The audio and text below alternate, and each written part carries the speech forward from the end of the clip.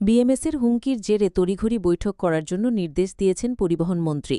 পরিবহন মন্ত্রীর নির্দেশে রাজ্য পরিবহন দপ্তরের যুগ্ম কমিশনার প্রদীপ সরকার এবং সিপাহীজলা জেলা পরিবহন দপ্তরের মুখ্য এমভিআই, ভারতীয় মজদুর সংঘের অধীন সিপাহীজলা বাস জিপ চালক সংঘের নেতৃত্বদের নিয়ে শুক্রবার সন্ধ্যে ৬টায় বিশ্রামগড় সিপাহীজলা জেলা পরিবহন দপ্তরের অফিসে এক গুরুত্বপূর্ণ বৈঠক করেন।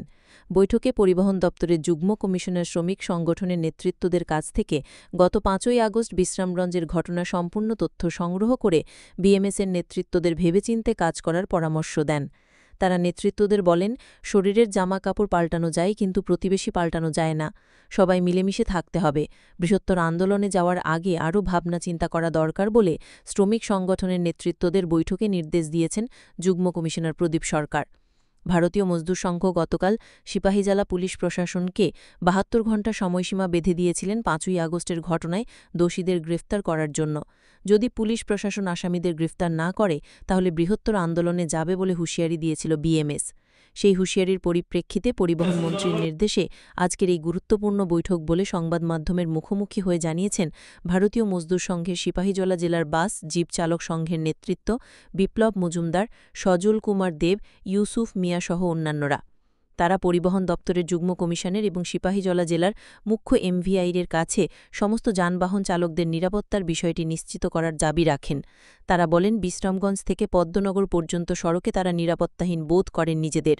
এই জায়গায় কোনো কিছু হলেই গাড়ি ভাঙচুর করা হয়, যাত্রীদের হেনস্থা করা হয়।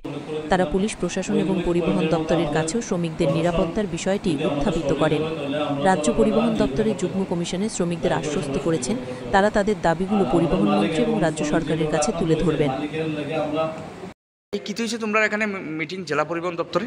আজকে গত ৫ তারিখে যে বিশ্রামগঞ্জে যে বাসের উপর যে ঘটনাটা ঘটার পরে আমরা ভারতীয় মজদুর সংঘের যে সিপাহীজলা বাস জিপ চালক সংঘের পক্ষ থেকে যে আমরা এফআইআর জারি করেছি, এটার পরিপ্রেক্ষিতে আজকে আমাদের পরিবহন মন্ত্রীর নির্দেশে আমরা ৭২ ঘণ্টার যে সময়সীমা দিয়েছিলাম, যে ৭২ ঘণ্টার মধ্যে আসামি যদি অ্যারেস্ট না হয় তাহলে আমরা বৃহত্তর আন্দোলন যাবো।